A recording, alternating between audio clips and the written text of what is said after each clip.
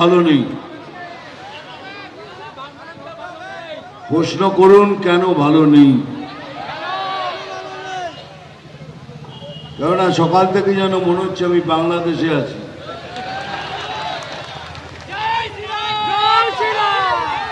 নইলে এরকম কি করে হয় বলুন?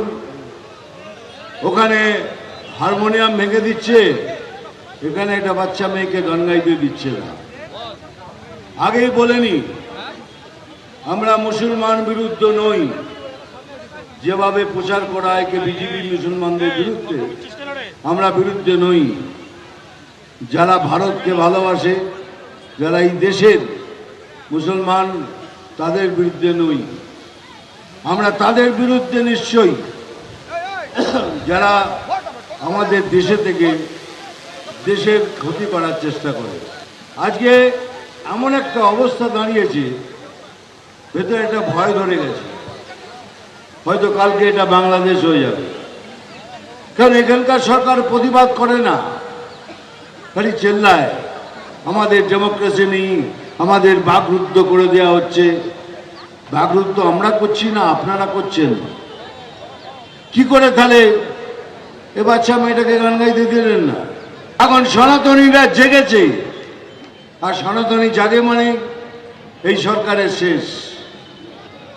এই সরকার এইবারে তার পতন হবে হবে হবে। আসছি পরের খবরে। শিলিগুড়িতে গণধর্ষণ কাণ্ডে অভিযুক্তদের সাজা ঘোষণা করল আদালত। 2 অভিযুক্তের 20 বছরের জেল এবং 50,000 টাকা জরিমানা হয়েছে। 2023 সালে টিউশন থেকে ফেরার পথে ছাত্রীকে ধর্ষণের অভিযোগ ওঠে সহপাঠীর বিরুদ্ধে। অভিযোগের ভিত্তিতে 2 সহপাঠীকে গ্রেপ্তার করে মাটিগাড়া থানার পুলিশ। এবার সেই দুজনের 20 বছরের জেল এবং 50,000 টাকা জরিমানা করল আদালত। Gang rape case 376D of the Indian Penal Code। এই কেসে আজকে আসামিদেরকে গতকাল কোর্ট, আমাদের ফাস্ট ট্র্যাক কোর্ট আসামিদেরকে দোষী সাব্যস্ত করেছেন। 20 বছরের সশ্রম কারাদণ্ড এবং 2 জন আসামি, 2 জনকে 50,000 টাকা করে ফাইন এবং সেই টাকাটা ভিকটিম গার্লকে দিতে হবে। এদিকে সঙ্গীত শিল্পী লগ্নজিতা চক্রবর্তীকে হেনস্থার অভিযোগে ধৃতের বিরুদ্ধে এবার খুনের চেষ্টার মামলা রুজু করল পুলিশ। খুনের চেষ্টা সহ একাধিক ধারায় মামলা রুজু করে ইতিমধ্যেই তদন্ত শুরু করেছে পুলিশ। খুনের চেষ্টার মামলা নিয়ে প্রশ্ন করেছেন ডেবরা তৃণমূল বিধায়ক। তিনি বলছেন, খুনের চেষ্টার মামলা এটা বাড়াবাড়ি এবং অযৌক্তিক। প্রত্যেক ক্রিয়ার সমান এবং বিপরীত প্রতিক্রিয়া বাড়াবাড়ি ঘিরেই শুরু হয়। বন্ধুরা কি বলেন, সোশ্যাল মিডিয়ায় পোস্ট করেছেন ডেবরা তৃণমূল বিধায়ক হুমায়ুন কবির।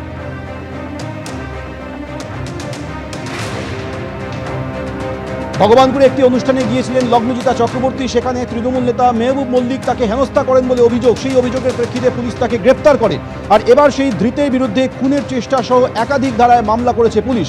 কিন্তু সেই মামলা নিয়ে এবার প্রশ্ন তুললেন ডেবরার তৃণমূল বিধায়ক হুমায়ুন কবির। তিনি বলছেন, খুনের চেষ্টার মামলা এটা বাড়াবাড়ি এবং অযৌক্তিক। প্রত্যেক ক্রিয়ার সমান ও বিপরীত প্রতিক্রিয়া বাড়াবাড়ি ঘিরেই হয়। বন্ধুরা কি বলেন, সোশ্যাল মিডিয়ায় পোস্ট করে এই প্রশ্ন তুলেছেন হুমায়ুন কবির, ডেবরার তৃণমূল বিধায়ক।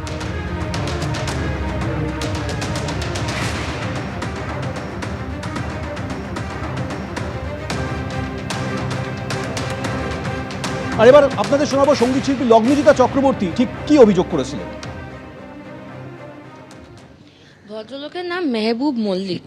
আমি কালকে যে স্কুলটায় গেছিলাম, সাউথ পয়েন্ট পাবলিক স্কুল, আমার সাথে যখন এই ঘটনাটা ঘটে তখন স্কুলের লোকেরাই ওনাকে নিয়ে যান এবং স্কুলের লোকেরা ওনার ওপর এত চিৎকার করতে শুরু করেন এবং ওনাকে বোধহয় ক্যাম্পাস থেকে তারপর বার করে দেওয়া হয়, যে উনি তারপরে আর খুব একটা কিছু বলার সুযোগ পেয়েছেন বলে আমি জানি না, এবং আমি তো নেমে এসেছিলাম, সো আমি সত্যিই জানি না। আমি শুনলাম যে উনি গ্রেফতার হয়েছেন। আমাদের পুলিশের প্রতি আমার সম্পূর্ণ আস্থা আছে এবং আমি চাই যে এটা শুধু গ্রেফতার হওয়াতেই যেন থেমে না যায়। লগ্নজিতা চক্রবর্তীকে হেনস্থার অভিযোগে ধৃতের বিরুদ্ধে খুনের চেষ্টা সহ একাধিক ধারায় মামলা করেছে পুলিশ। আর সেই মামলা নিয়ে প্রশ্ন তুলেছেন ডেবরার তৃণমূল বিধায়ক হুমায়ুন কবির। সেই প্রসঙ্গে বিজেপি নেতা সজল ঘোষ তিনি কি বললেন শুনুন। দুজনেই হুমায়ুন কবির, দুজনেই একই, এবং আগামী নির্বাচনে দুজনে একসঙ্গেই লড়াই করবেন, মানে একই দল থেকে লড়াই করবেন ভারতীয় জনতা পার্টির বিরুদ্ধে।